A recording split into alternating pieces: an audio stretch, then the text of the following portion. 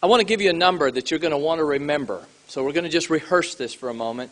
And I was actually raised in the Baptist church. I have a hard time standing in one place, and I will try to do that because otherwise you won't hear me. But 1,614. Remember that number. Let's just say it together so that we get it in our head. 1,614. Now the number that I would like for us to remember is... Right. That's an important number because the number is... Good. You're going to want to remember that number. Okay. I want to give you some of the background of this situation so that you understand it. I will give you more information than you will actually need to know, but the information will help you understand not just why it is so important theologically and all that other stuff, but as a real practical rubber hitting the road kind of situation. Oftentimes we don't speak about things because we don't feel like we know enough, and I want to make sure you know enough that when you say something, somebody doesn't ask you a question and you just have the deer in the headlights. We need to appreciate it. In fact, I was asked tonight, so do we have an ultrasound law in our state like many other states have passed? And I said, no, we don't. It would be great to have that kind of law. But the reason we don't have that law is because in 2000, the Tennessee Supreme Court performed a Roe versus Wade type of maneuver on our state constitution. The reason we have this amendment, in case you don't know, but I'm pro-life, and this is a pro-life amendment, and I'm going to go and I'm going to support it, but why are we doing this? Is because that we are one of only 16 states whose Supreme Court has found a state constitutional right to abortion. We are one of 16, notwithstanding that we have a very pro-life members of Congress and the legislature. And Glenn, I'm glad you're here. I had the blessing to work with Glenn for about 8 years. And if he keeps doing a good job, Glenn, they'll probably parole you and let you go home like they did me. But I'm out on good behavior.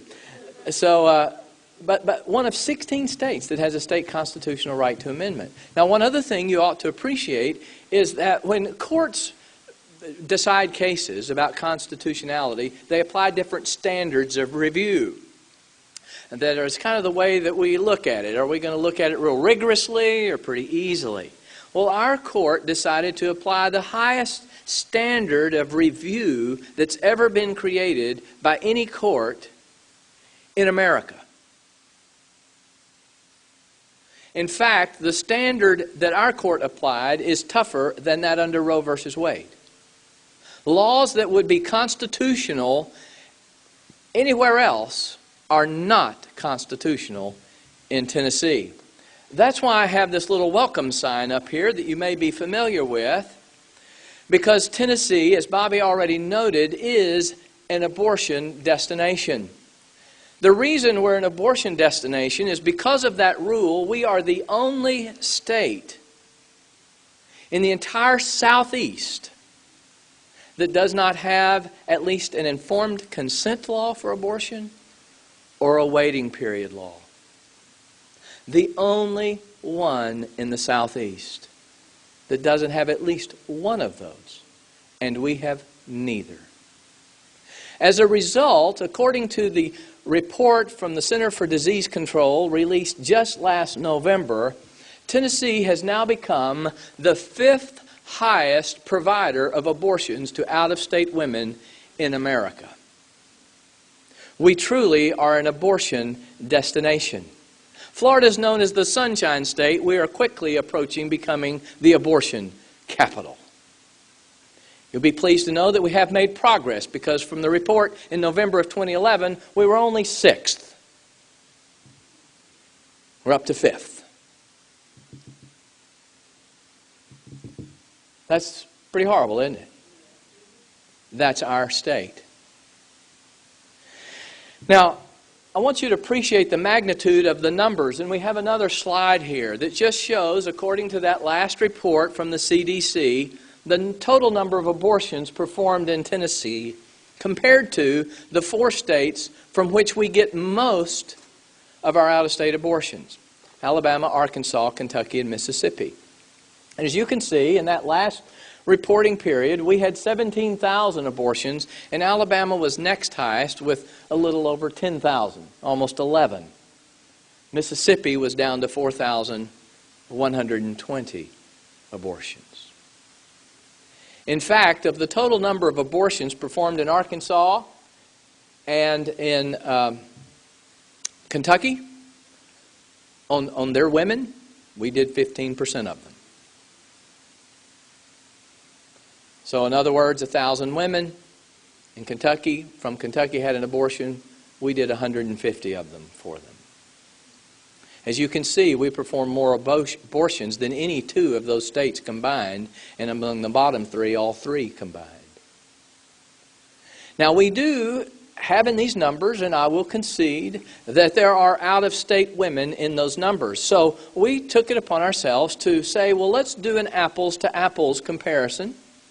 Let's look at the rate of abortion in those states, comparing rates to rates, so that we can actually see what the difference is. Well, as you might expect, because those other states have laws we don't have, their rate of abortion is lower.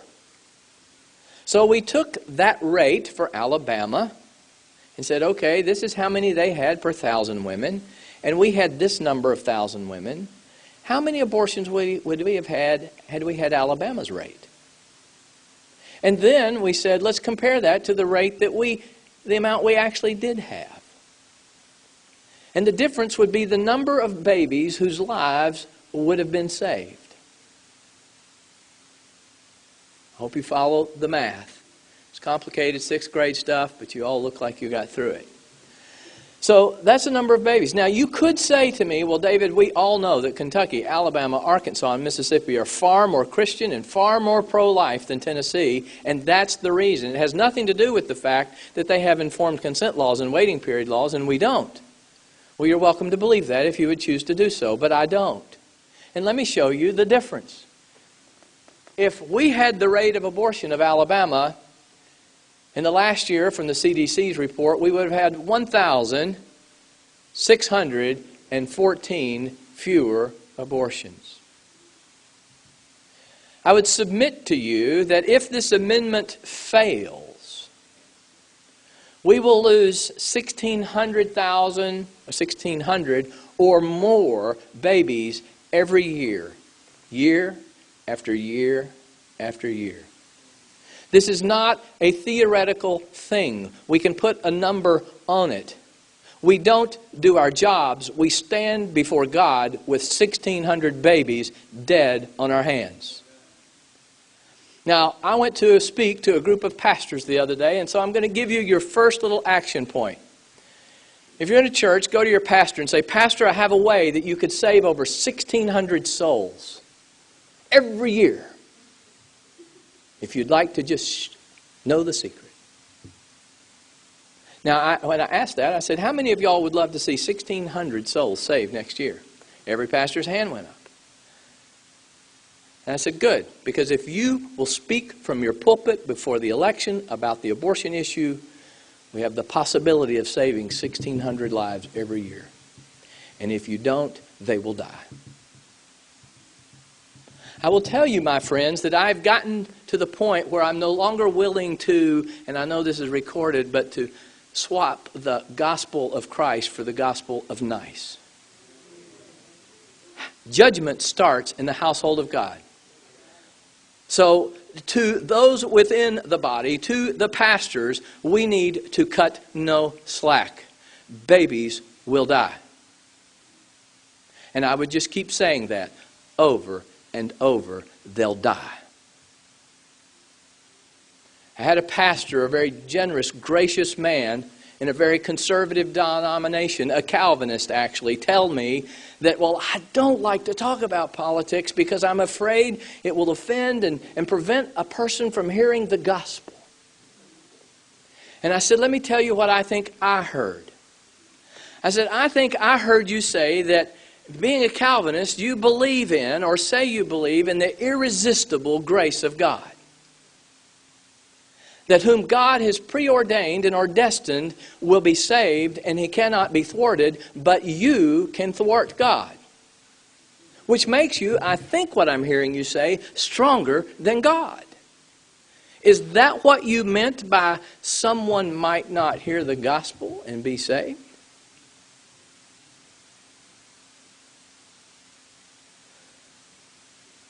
He said, well, I hadn't thought about it like that. I said, well, I'm just telling you what I'm thinking I'm hearing you say. It's time we stop saying what we believe and live out what we believe. Now, I've got another little slide I want to appreciate or to you. The total number of babies that we abort in Tennessee babies, not including the others, every year is more than the total number of Tennesseans killed in the 4 Great Wars. Every year, we kill more.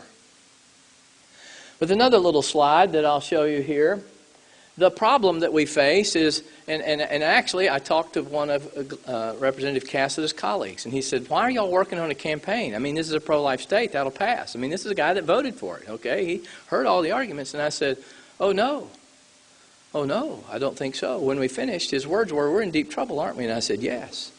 Now, here's the reason, my friends. For an amendment to pass in Tennessee, we have to have 50% of the votes cast in the governor's election plus 1 vote. So if 1.5 million people vote in the next governor's race, which is approximately how many voted last time, and the vote for the amendment is 750,000 votes in favor and 0 against, the amendment fails. Because we didn't get 750,001 votes. So here every vote does matter. And you might say, yeah, but David, but still getting 50% of the vote. I mean, Tennessee, look at it. Well, let me help you understand that there's actually another number you need to put into the back of your head. Because what happens is people vote in the governor's race, and for any number of reasons, they don't wind up voting down the ballot for the constitutional amendments. And the experts that we've hired have done a little studying and survey over the course of history, and they said, we expect, David, that about 13% or so will not vote for the amendment. We'll lose about that many. So in other words, 1 million people, rounding it off, vote for the governor's election. Only 870,000 will vote on the amendment. But we still have to have 500,001 votes. We need actually 58% of the vote. Maybe more. So it's not that easy. Another slide. This is the amendment language, and there's a big hole in it.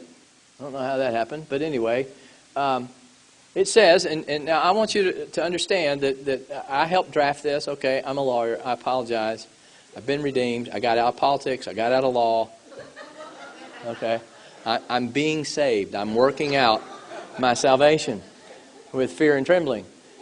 We tried this amendment with just the first sentence. Nothing in the Constitution secures or protects a right to abortion or requires the funding of abortion. That was the first thing we did. It was very simple. But we couldn't pass it because people said, well, there's nothing in there about rape or incest. And oh my gosh, y'all are such extremists, such fanatics. So we came back and said, well, okay, the legislature, the people, retain the right through their elected representatives to enact, amend, or repeal statutes regarding abortion, including but not limited to circumstances of pregnancy resulting from rape or incest, or when necessary for the life of the mother. To let people know that, no, we didn't forget about that. If the legislature and the people want to do that, they can do that. Okay? But now that's added a level of confusion for some people. So it was sort of the...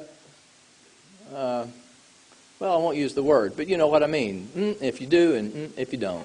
Okay? That's where we were. So that's what we have. And people do get confused over it. There are a lot of people who are pro-life who because they see the rape and incest in there, think, oh, that, we're not going to do that.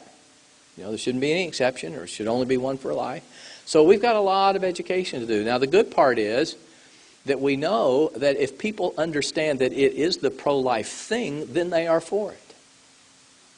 We just have to make sure that our troops know They need to know what page of the hymn book we're on, and if they do, they'll sing the right song. So that's good. Now, one other little slide here. I want to just tell this to you. It's been alluded to tonight, but why funds are important for this. North Dakota, in August of last year, had a religious liberty amendment on the ballot. It simply increased the rights for religious liberty that the Supreme Court has been decreasing. States can give more rights, they just can't give less. The amendment was defeated. South Dakota has less than, I think, 700,000 people in their state. So imagine a big, geographically sized Memphis. What was fascinating is that $1.9 million was spent to defeat the amendment in that small state. But of that amount, 94% came from Planned Parenthood and feminist organizations. Now, why would they do that? This was not some frontal assault on abortion. The word wasn't even in there. But it would have protected the right of conscience of a doctor or a nurse or a pharmacist. It would have indirectly impinged upon abortion. The amount of money that they spent in that election, if spent in Tennessee per capita, would be over $8 million. And ours is a frontal assault, in their opinion. And because we are the state that allows people in other states to escape their laws. You know, you can drive to Memphis more quickly in Arkansas than you get to Little Rock most places. It allows them to escape their state's laws. So there's going to be a whole lot of people interested in making sure they can keep killing babies. The last slide won't play, but let me just tell you what it is. This is why it's so important. These are ads that were played in California on a ballot amendment for parental consent for an abortion. The fact of the matter is, no minor has to get the consent of their parent for an abortion anywhere in America. Because the Supreme Court has said that every state has to give you the chance to go to a judge and get that permission. But they ran these advertisements saying, oh, girls are going to have to get the consent of their parent, which is the first thing that's not actually true. And some of these girls, gosh, are from horrible homes. And they show people yelling and glass breaking. And young girls are going to get hurt. Vote against the amendment. So if people are hearing those kind of commercials and they don't hear anything from us, if they're hearing those kind of commercials and all they know is when they first walk in and they read what's on the ballot, we will lose. This is time to get serious. Each of you here need to go from being the choir to the seals. Tonight we have a chance to start. The Tennessee Action Council has committed that over the next year, all the funds they receive will be held in an account with a CPA firm. I don't remember the name of it. And that money will not be released except for media purposes at the time of the campaign. And it will not be released until Bobby Petre and I say it's time and here it is, and it will be released to the Yes on One ballot measure committee to be used to pay for advertising. So let me encourage you tonight as you leave to think about the possibility of not just going out and asking your minister, hey, would you like to save 1,614 lives over the next year? Talk to your neighbors about, did you know we're the 5th highest provider of abortion to out-of-state women? Did you know we're the only state in the whole Southeast that doesn't have at least an informed consent law or a waiting period law? 3 little quick bullet points. But then think about going online at TennesseeActionCouncil.com and making a secure contribution. Or you could write a check, I'm sure, and hand it to Bill or Lou Ann, or hand it to me and we'll get it to you. If you would like the slides from tonight in a PDF format, so you could see them again, remember the numbers, and we actually have a little brochure, it didn't get here in time from the printer, that has the information in it. Just see me. I'll give you a card and you can shoot me an email, or Zach Freeman is in the back over here behind the little booth, and say, Zach, I want the slides, or I like the little flyer, and we will send it to you, and you can get it on our website. Thank you very much.